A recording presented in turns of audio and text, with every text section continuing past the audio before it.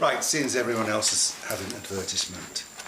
This is my first book, published by Blue Chrome, which is a sort of schoolboy humour book, and originally appeared in UK authors as 20 episodes of about 3,000 words each. So that's the way I wrote a book, because I can't write a novel to save my life. So it's fun. I'm going to start off, before I get to the French bit, with a small poem, which is the title poem of my second book, The Clam Before the Storm. A deliberate misspelling. And it's full of short stories and poems, what I wrote.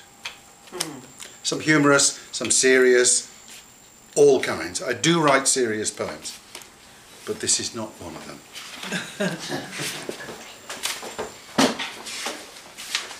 The Clam Before the Storm. It's the clam before the storm. I gulp it quickly, watching the approaching hammerheads on the horizon, washing it down with a fine wine before boarding up and going inside.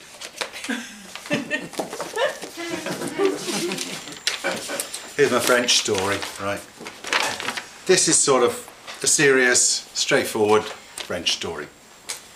It's called the déterrement, which means unburying. I'm so glad you said. You knew I didn't speak I'll explain French, them on you? the way. I explain Good. there's very few French bits. Jolly good. As my last question hung in the air, Jean-Paul's head turned slightly. His eyes began to glaze over.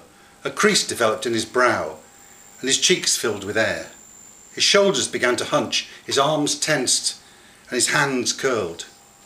Then came the explosive poof, accompanied by widened eyes and a violent upthrust of the shoulders. After a pause, his arms fell. I don't know, the anticlimactic answer came. I will ask my father. At 23, Jean-Paul was already a master of the Gallic shrug.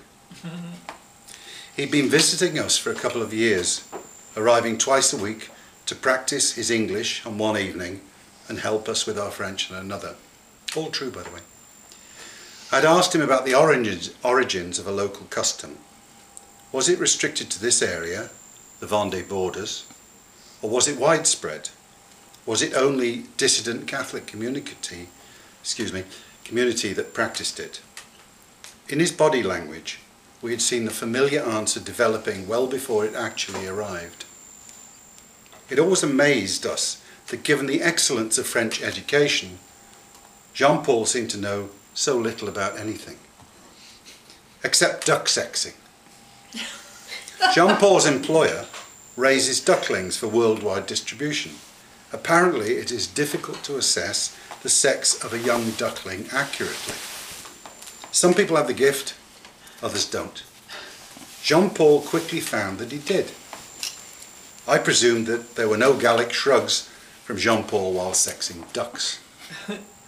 My question had come after Jean-Paul had told us about a local custom. Before we are married, he explained, we have parties. My wife and I nodded. This sounds sensible. The ladies go and eat at the girl's house, and the men go to the man's house. Then the man's friends and others give bottles of wine, and he and his friends go out at night and bury them in a coffin before the sun rises. He went on to tell us that the wine coffin is dug up again some years after the couple's first child is born. Then he added that given the state of the men at the time of the burial, however, it was sometimes very difficult to find. We'd received an invitation to the déterrement out of the blue. Being English, we arrived on time on the Sunday afternoon when only the family were there. Being French, everyone else turned up about an hour or more later. Flocks of younger couples lined up for the obligatory handshake or 4 kisses on the cheeks as Jean-Paul introduced them. Many of the couples were cousins of each other, or cousins of Jean-Paul or his wife. So at these occasions, my wife and I always referred to the younger people as the cousins.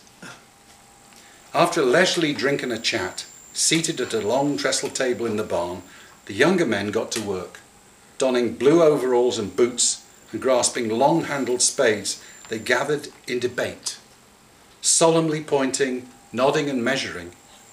They were at the centre of attention. Several were pompiers, I was told, very respected in France, firemen. I spotted 3 big strong fellows looking sensible and confident. While the men prepared, the ladies carried benches to a vantage point and close to the chosen spot and settled down to watch. Within half an hour, the men had moved twice, shaking their heads and measuring again. Each time the ladies carried their benches and settled. Eventually, and to everyone's relief, a pilot hole was started. It was slow going, as they were not sure how deep the coffin had been buried and had to be careful in case the wood had become rotten. I began to recognise 2 separate breeds of cousin. The first type, who I termed bystanders, were joking and jostling each other.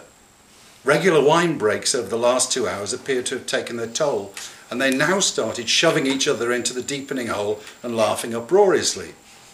This was much to the annoyance of the second type, the earnest cousin, who could be spotted diligently digging or standing dutifully checking progress and warning the others to stay away from the edges. Eventually, when the spade tapped gently on the lid of the coffin, there were smiles and more wine was drunk. One earnest chap did most of the subsequent digging, standing in the hole.